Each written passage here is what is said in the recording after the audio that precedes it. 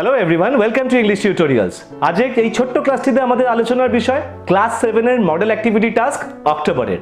আমরা প্রত্যেকটি model activity টাস্কের প্রশ্নগুলির উত্তর তো জানবই, তার সাথে সাথে একটু বুঝেও নেব এবং রাইটিং স্কিলের সলিউশন অর্থাৎ যে পার্সোনাল লেটারটি দেওয়া রয়েছে সেটিরও একটি এক্সাম্পল হিসেবে অত্যন্ত সহজ সরল ভাষায় তোমাদের জন্য আমি দিয়ে দেবো, যাতে তোমরা ওই চিঠিটাকে ফলো করে বা ল্যাঙ্গুয়েজটাকে ফলো করে তোমরাও এই ধরনের চিঠি খুব সহজে নিজেরাই লিখতে পারো।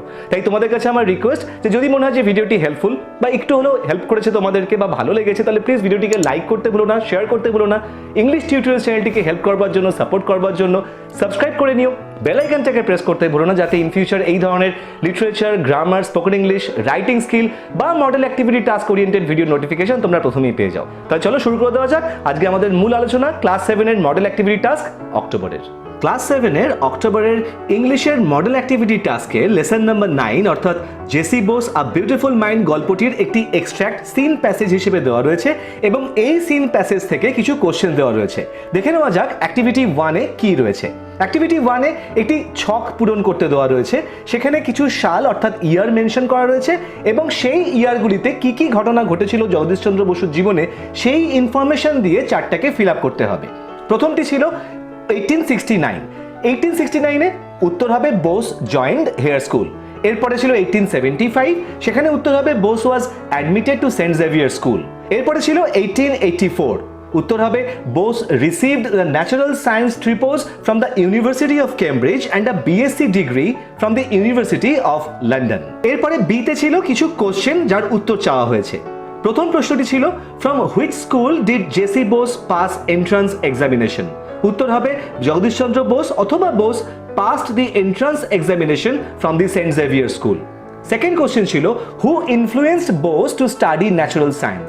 উত্তর হবে Jesuit father Eugene Lafont of saint Xavier's college influenced Bose to study natural science. Third কোশ্চেনটি ছিল in which college of England did Bose take admission. উত্তর হবে Bose went to England and secured admission in Christ college Cambridge. এরপরে activity 2 তে do as directed অর্থাৎ grammatical কিছু problems দেওয়া রয়েছে। প্রত্যেকটি গ্রামাটিক্যাল প্রবলেমস কিন্তু অ্যাডজেক্টিভের ডিগ্রির ওপর বেস করে এবং এই ধরনের অ্যাডজেক্টিভের ডিগ্রির ট্রান্সফরমেশন কিন্তু অলরেডি আমরা ইংলিশ টিউটোরিয়ালস চ্যানেলে ডিটেলে করে নিয়েছি, ফর্মুলা এবং রুল সমেত, অর্থাৎ খুব সহজ ট্রিকের মাধ্যমে আমি তোমাদেরকে অলরেডি বুঝিয়ে রেখেছি। আশা করি তোমরা যারাই সেই ট্রিকটা বা ফর্মুলাটা বুঝে নিয়েছো, এই ধরনের ডিগ্রি চেঞ্জ করাটা কিন্তু তোমাদের পক্ষে কোনো অসুবিধেই কারণ হবে না। যাই হোক, উত্তরগুলো দেখে নেওয়া যাক। প্রথম প্রশ্নটি ছিল দ্য চিতা ইজ দ্য ফাস্টেস্ট অ্যানিমাল। এই সেন্টেন্সটিকে পজিটিভ ডিগ্রিতে ট্রান্সফর্ম করতে বলা হয়ে রয়েছে। উত্তর হবে no other animal is as fast as the চিতা।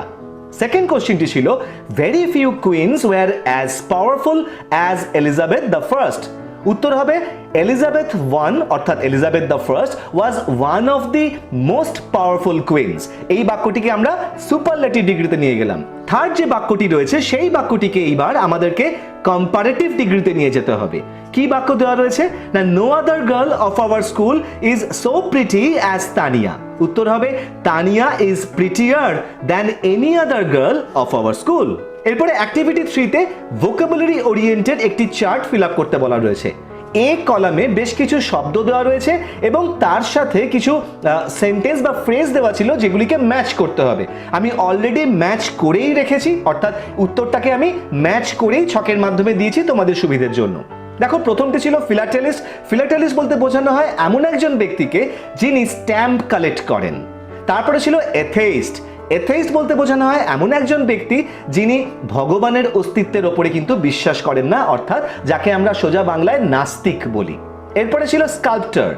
স্কাল্পচার বলতে কাকে বোঝানো হয় না স্কাল্পচার হচ্ছেন একজন শিল্পী যিনি স্কাল্পচার্স অর্থাৎ স্থাপত্য বা ভাস্কর্য তৈরি করেন।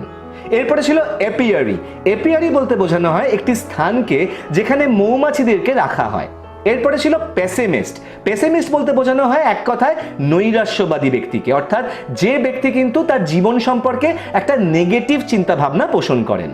এরপরে ছিল ইনএভিটেবল, অর্থাৎ ইনএভিটেবল বলতে আমরা বাংলায় বলি অবশ্যম্ভাবী, অর্থাৎ এমন কিছু যেটা নিশ্চিতভাবেই ভবিষ্যতে ঘটবে। এরপরে অ্যাক্টিভিটি 4-এ একটি নিজের কাজিন ব্রাদার অথবা সিস্টারকে একটা চিঠি লিখতে বলা হয়ে রয়েছে, যে চিঠির মাধ্যমে আমরা তাকে ইনভাইট করব, আমন্ত্রণ জানাবো আমাদের সাথে আমাদের গ্রামে কয়েকটি দিন কাটিয়ে নেওয়ার জন্য।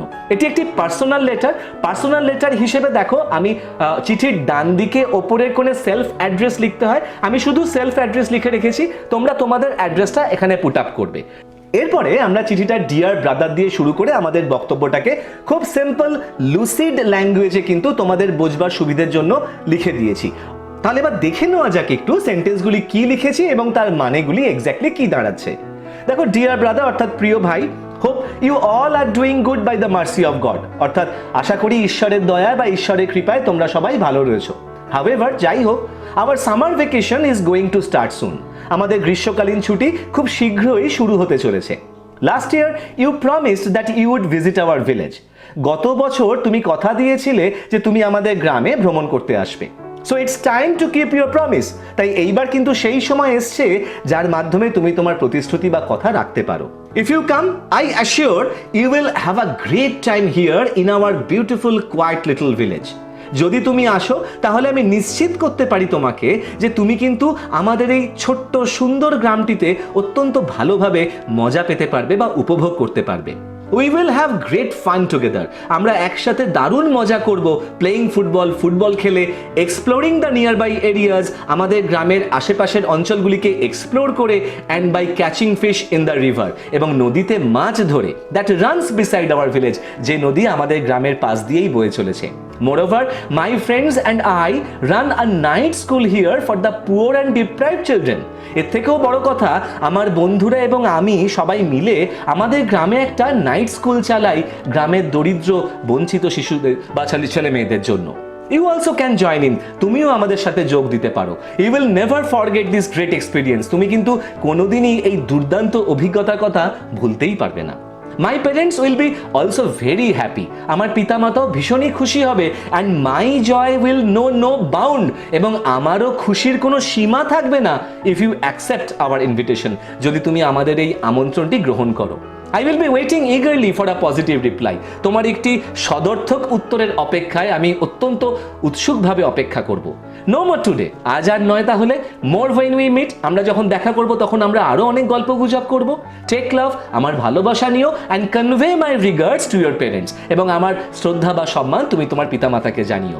বলে আমি চিঠি শেষ করেছি yours ever দিয়ে, পাপাই নাম দিয়ে, যেহেতু এটি একটি পার্সোনাল লেটার এবং আমি আমার কাজিন ব্রাদারকে চিঠি লিখছি, তাই আমি সেই জন্য এখানে নিকনেম ইউজ করেছি, অর্থাৎ ডাকনাম ইউজ করেছি। এরপরে দেখো, চিঠির একদম নিচে বাঁদিকে আমি রিসিভার্স অ্যাড্রেস লিখে রেখেছি।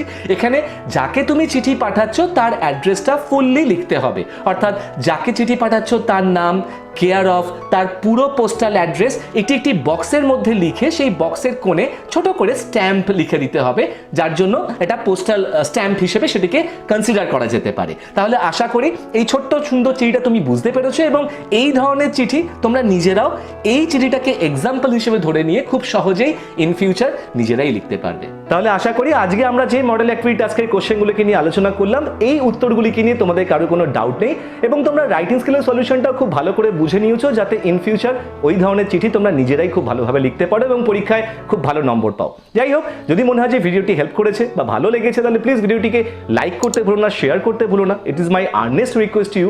আর যদি মনে হয় যে ইংলিশ টিউটোরিয়াল চ্যানেলটিকে একটু হলেও হেল্প করা যেতে পারে, সাপোর্ট করা যেতে পারে, তাহলে প্লিজ সাবস্ক্রাইব করে নিও, বেল আইকনটাকে প্রেস করতে ভুলো না, যাতে ইন ফিউচার এই ধরনের literature, grammar, spoken English, writing skill বা model activity task oriented video notification তোমরা প্রথমেই পেয়ে যাও। ইন দ্য মিন টাইম, সকলে ভালো থেকো, stay safe, keep watching English tutorials, keep learning, and thank you so much for giving me your time. Thank you.